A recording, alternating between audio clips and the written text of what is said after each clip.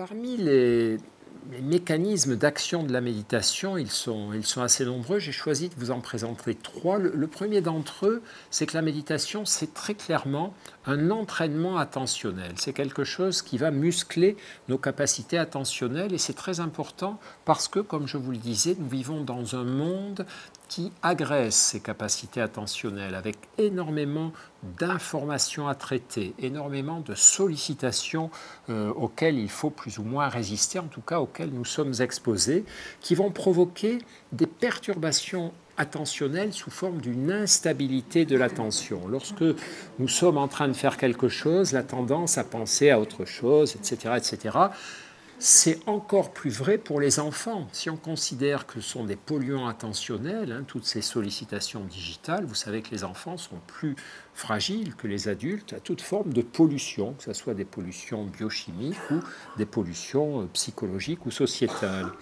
Donc, on a des tas de travaux, je ne rentre pas trop dans le détail, des tas de travaux montrant effectivement que quand vous entraînez quelqu'un à méditer, eh bien, quand vous lui faites passer après des tests de capacité attentionnelle, des tests de concentration, des tests de rétention mnésique, des tests de restitution mnésique, ça s'améliore considérablement. Donc c'est une des voies aussi, une des hypothèses qu'on fait pour les travaux de recherche en cours dont je vous parlerai sur la prévention du vieillissement cérébral et la prévention du déclin cognitif. Quand on veut méditer, la première des choses qu'on commence par faire, c'est chercher une cible mouvante pour engager son attention. Si on n'habite pas au bord de la mer, si on n'a pas une cheminée sous la main, qu'est-ce qu'on peut prendre comme cible mouvante ? La respiration. On a une cible mouvante ambulatoire, portative, qui est notre respiration, les mouvements respiratoires qui changent sans arrêt, qui sont assez lents. Il ne faut pas que ça soit une cible mouvante trop dynamique, trop rapide. Et donc, je vous propose, si vous voulez bien, ce n'est pas obligatoire, ce n'est pas un piège, si vous ne voulez pas, vous ne le faites pas, mais je vous propose 2-3 minutes d'exercice de méditation pour que vous puissiez voir à quoi ça ressemble, ce qu'on fait faire à nos patients à l'hôpital ou ce qu'on peut proposer aux enfants dans les écoles. Donc, celles et ceux qui veulent essayer, je les invite à s'asseoir autant que possible, pieds à plat, décroiser les jambes, ouvrir le dos droit, ouvrir un peu les épaules et les mains posées sur les cuisses, paume vers le bas, paume vers le haut. Voilà.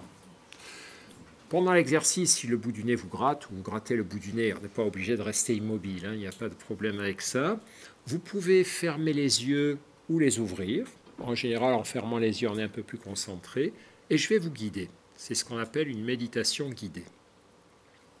Donc, je vous propose par exemple de commencer par observer votre respiration. Observez votre respiration sans chercher à la modifier. L'idée n'est pas de respirer de telle ou telle façon, on va laisser faire notre corps. Il respire très bien tout seul, il sait parfaitement faire ça, et simplement ressentir notre souffle, pas réfléchir sur notre souffle, mais ressentir. Par exemple, ressentir le mouvement de l'air frais qui entre, et l'air peut-être un peu plus tiède qui ressort à l'expiration. Prendre un petit peu de temps pour ressentir ce mouvement, l'air qui entre à l'inspiration, qui ressort à l'expiration.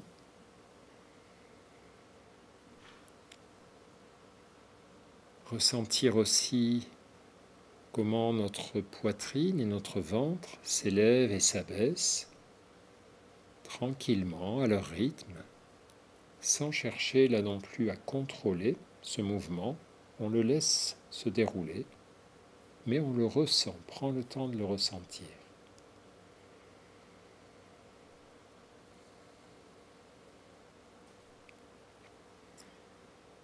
Et du mieux qu'on peut, on essaie aussi d'observer ce qui se passe dans tout notre corps à chaque inspiration. Est-ce que, lorsque nous inspirons, il y a des sensations qui se produisent dans nos bras, nos jambes, notre visage, ou pas? Et d'observer ce qui se passe à chaque expiration. d'observer finalement tout notre corps en train d'inspirer et d'expirer.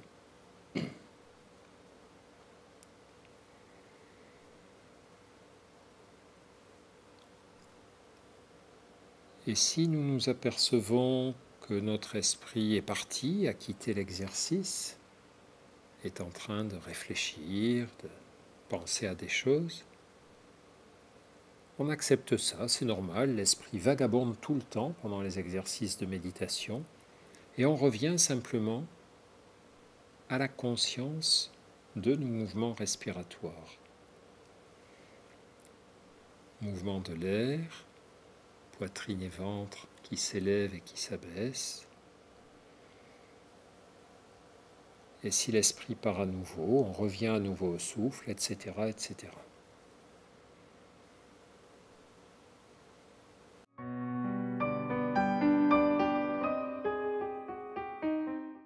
Un autre des bénéfices de la méditation, c'est, et c'est pour ça que ça marche en psychiatrie, le recul qu'elle nous permet d'avoir par rapport à nos pensées. Dans la vie, on peut être confronté à des problèmes, comme cette pauvre dame, vous voyez, elle a un problème, quelque chose qui survient dans sa vie, mais ce qu'on sait, c'est que cela, on ne peut pas les éviter. La méditation n'empêchera pas d'avoir des soucis, n'empêchera pas l'adversité, ni quoi que ce soit. Par contre, ce que la méditation peut nous aider à éviter, c'est l'amplification psychologique des soucis. C'est d'ailleurs son mécanisme d'action sur les problèmes de stress, d'anxiété, de dépression. C'est-à-dire que les gens qui méditent régulièrement, et on les entraîne à ça, repèrent beaucoup plus facilement la différence entre le problème et leur lecture du problème, l'amplification subjective du problème. Un ami me croise dans la rue, ne me dit pas bonjour, c'est un problème. Quand je commence à me dire il ne m'aime plus, il ne veut plus qu'on se voit, c'est mon amplification du problème, c'est la lecture du problème. Alors j'ai peut-être raison, mais assez souvent j'ai tort. Avec toutes les pensées anxieuses et dépressives, je fais des lectures déformées des difficultés existentielles. Donc ce qu'apprend la méditation, ça n'est pas une protection contre les problèmes, ils arriveront, mais c'est le fait de ne pas se laisser embarquer en s'affolant, en ressassant, en ruminant, comme le font notamment nos patients, et comme ça peut nous arriver aux uns et aux autres de le faire. Donc là aussi, beaucoup de données montrent que finalement le gros mécanisme d'action sur les souffrances psychologiques, c'est entre autres cette capacité qu'a la méditation d'aider les patients à prendre du recul par rapport à leurs difficultés, à voir leur cerveau fonctionner, à voir leur cerveau tout à coup se focaliser sur le problème et produire ce qu'on appelle des scénarios catastrophes, des inquiétudes, des prédictions négatives et toutes ces choses-là. Là encore, tout le monde le sait. On a tous fait l'expérience du stress ou de l'inquiétude excessive et on sait tous qu'on a tendance à trop démarrer, à se prendre la tête et puis après on se dit ben non, finalement, j'aurais pas. Mais qu'est-ce qu'on en tire comme conclusion? Est-ce qu'on se dit, ok, il faut que j'apprenne à prendre du recul, il faut que je fasse régulièrement des exercices me permettant de ne pas me faire piéger par mes pensées, tout comme on pourrait prendre par rapport à notre condition physique, si on voit qu'on est essoufflé en montant les escaliers, se dire, bon allez, j'arrête de fumer, je vais faire du sport.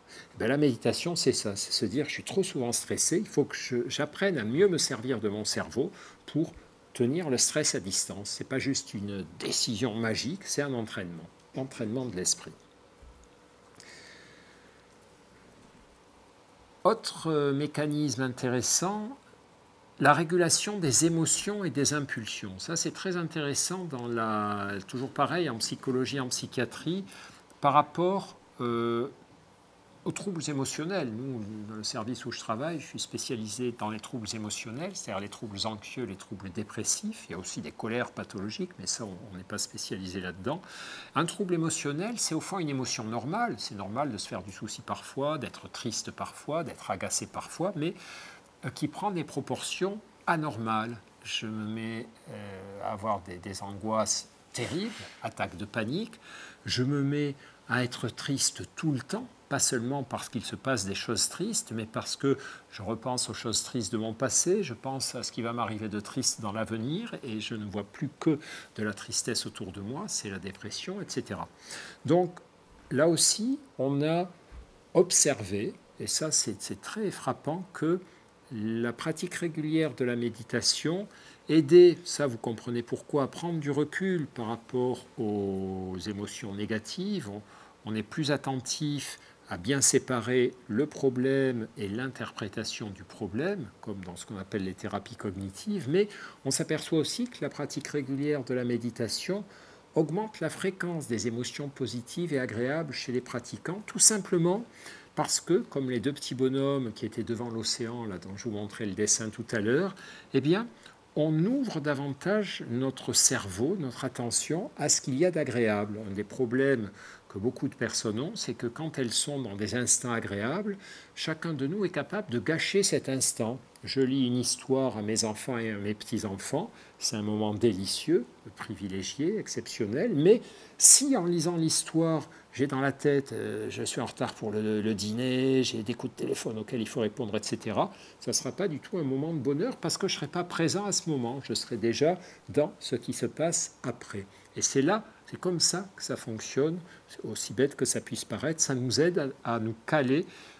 à mettre notre esprit, notre attention, notre cerveau là où est notre corps. C'est aussi simple que ça. Alors, les bénéfices médicaux. Plein d'études, comme je vous disais, sur la neuroimagerie de la méditation, la pratique régulière de la méditation. Alors parfois, il faut beaucoup de pratique, hein, c'est des milliers d'heures. Parfois, ça arrive après quelques dizaines d'heures, modifier un nombre important de zones cérébrales. Dans la plupart des cas, ça augmente l'activité, la fonctionnalité de ces zones cérébrales. Par exemple, puisqu'on parlait de vieillissement cérébral, le cortex singulaire postérieur, qui est une zone, une zone du cerveau, qui est très dégradée dans la maladie d'Alzheimer, est au contraire, son volume et son fonctionnement sont accrus par la pratique régulière de la méditation. A l'inverse, les amygdales cérébrales, ce n'est pas les amygdales de la gorge, vous êtes au courant, c'est des petites zones du cerveau qui ressemblent à des amandes, d'où le nom, qui sont les zones de notre cerveau qui sont activées notamment par les émotions négatives, qui sont hyperfonctionnelles quand on est très anxieux, etc. Elles, leur fonctionnement, leur hyperfonctionnement a tendance à diminuer, elles ont tendance à diminuer de volume. Donc, toutes ces études montrent un petit peu comment la pratique de la méditation remanie notre cerveau, soit fonctionnellement, des zones qui consomment plus ou moins d'oxygène, par exemple, dans certaines tâches, soit anatomiquement, des zones qui deviennent plus ou moins épaisses. Et par exemple, toutes celles qui sont sur cette diapositive sont des zones dont le volume s'accroît et de façon avec des conséquences bénéfiques. Donc, c'est une des voies d'impact de la méditation sur notre santé. Là aussi, beaucoup de ce qu'on appelle des méta-analyses. On prend tout un tas d'études, on regarde un peu ce qui sort. Et donc, l'effet général est très bon sur la santé globale, mais aussi on commence à comprendre comment ça marche sur certains mécanismes, notamment à un niveau même cellulaire. On a pu montrer, par exemple, que les pratiquants réguliers de la méditation avaient des niveaux d'inflammation au niveau corporel qui était abaissé. La méditation, c'est bizarre, a un effet anti-inflammatoire. C'est probablement lié aux modifications émotionnelles. Le stress est pro-inflammatoire. Et donc ça, c'est mesuré, par exemple, en observant les niveaux de protéines C-réactives. Ça, c'est des examens d'analyse courante. Que vous pouvez faire une prise de sang. Autrefois, on mesurait la vitesse de sédimentation. Or, aujourd'hui, on mesure la protéine C-réactive. C'est des marqueurs d'inflammation au niveau sanguin qui sont des relativement bons marqueurs pour signaler qu'il y a une inflammation soit globale dans le corps de la personne, soit localisée. Et donc, il faut faire des recherches un peu plus précises. Alors, on a aussi un impact sur l'immunité et sur le vieillissement cellulaire dont je vais vous parler. Sur l'immunité, ce sont des études très étonnantes où, par exemple, vous comparez ce qui se passe, il faut avoir des groupes contrôle, vous prenez 30, je crois que dans cette étude, ils étaient quelques dizaines, 80 volontaires que vous séparez en deux groupes, de 30-40 personnes chacun. Le premier groupe, vous lui apprenez à méditer pendant 3 mois, Et le second groupe, vous lui dites, vous attendez, on a tiré au sort, on vous apprend à méditer dans 3 mois. Donc c'est des groupes comparables, des gens de même âge, de même profil, enfin on a apparié ça pour que ce soit des groupes comparables. Au bout de 3 mois, on leur injecte à tous un vaccin antigrippal. Et puis, quelque temps après, on fait une prise de sang pour mesurer la production d'anticorps antigrippales, la qualité de la réponse immunitaire. Et surprise, là c'était une des premières études où on trouvait un impact biologique, le groupe des personnes qui ont appris à méditer brièvement, 3 mois, produit à peu près 2 fois plus d'anticorps antigrippaux, à une réponse immunitaire 2 fois plus forte au vaccin, que les personnes qui n'ont pas appris à méditer. Donc il s'est passé quelque chose d'assez simple, au bon moment, juste avant l'injection vaccinale, qui a été favorable à la réponse immunitaire. On a aussi des études, je vous montrais ça tout à l'heure, montrant que les méditants réguliers vont fabriquer davantage de lymphocytes T, des T4, je crois, qui aident les cellules tueuses à repérer les éléments anormaux qu'il faut éliminer de l'organisme, etc. Donc, on a ce type d'études. On a aussi des études sur l'inflammation, je vous le disais. Bon, je vais passer vite, on regarde un petit peu dans le détail comment ça se passe. Je vais vous parler du vieillissement, puisque c'est un grand thème à venir pour la Fondation. Et là aussi, on a des données assez intéressantes qui montrent, comme cette étude, par exemple, sur une centaine de personnes allant de 20 à 70 ans, ou un peu plus, je crois, 77 ans, 24 à 77 ans, parmi lesquels il y a des gens qui ne méditent jamais, d'autres qui méditent régulièrement, d'autres qui méditent un peu, et on regarde aussi avec des processus d'imagerie cérébrale, on compare le cerveau des gens qui méditent régulièrement par rapport au cerveau des gens du groupe contrôle, qui ne sont pas du tout méditants. Et on s'aperçoit en gros que, effectivement, c'est les zones en rouge. Notre cerveau, avec le temps, a tendance à prendre un petit coup de vieux, et notamment les zones corticales ont tendance à s'amincir petit à petit avec le temps qui passe. Mais ce qu'on voit, c'est que le cerveau des méditants, vous voyez, c'est les zones rouges, les zones qui sont victimes de phénomènes d'amincissement, les zones corticales et de vieillissement. On s'aperçoit que le cerveau des méditants vieillit aussi, mais beaucoup moins vite que le cerveau des non-méditants. Là aussi, probablement, un effet indirect lié à la meilleure régulation du stress, plus des effets, alors sans doute liés aussi à la modification de la balance émotionnelle, mais des effets aussi au niveau des cellules elles-mêmes, au niveau du cœur des cellules elles-mêmes, avec notamment un impact sur ce qu'on appelle les télomères. Les télomères, c'est l'extrémité des chromosomes. Vous savez comment c'est, les chromosomes, c'est fait de bâtonnets d'ADN qui ressemblent à des X. Et au bout de ces bâtonnets, on a des petits capuchons, comme des capuchons de stylo, qu'on appelle les télomères. La découverte des télomères a valu le prix Nobel à l'équipe de médecins qui l'a mis en évidence. Et donc ces télomères sont un marqueur de vieillissement cellulaire, de vieillissement global de la personne. Et donc, on a commencé à mettre en évidence, les premiers travaux montraient que le stress aggravait l'usure des télomères par rapport à l'usure normale, liée simplement au temps et au vieillissement. Et il y a quelques années, on a commencé à montrer que la méditation, mais à forte dose, intensive, freinait au contraire le vieillissement des télomères en stimulant la sécrétion de télomérase. C'est une petite enzyme qui joue un rôle réparateur sur les télomères. Mais là, c'était une étude où on avait mis à l'écart les volontaires par rapport au groupe contrôle pendant 3 mois dans un lieu perdu dans la montagne où ils méditaient 6 heures par jour. Donc là, on avait injecté des fortes doses de méditation dans le cerveau des gens et il y avait un impact quand même assez intéressant. Ce que veulent dire toutes ces études, même si il y a des tas d'hypothèses sur les mécanismes d'action bénéfique de la méditation, c'est qu'il y a un impact à un niveau vraiment biologique. Une fois de plus, ce n'est pas seulement dans la tête au niveau des émotions, même si c'est sans doute le point de départ, puisque évidemment les émotions ont un impact biologique, donc ça affecte toute la chaîne des conséquences de l'état émotionnel.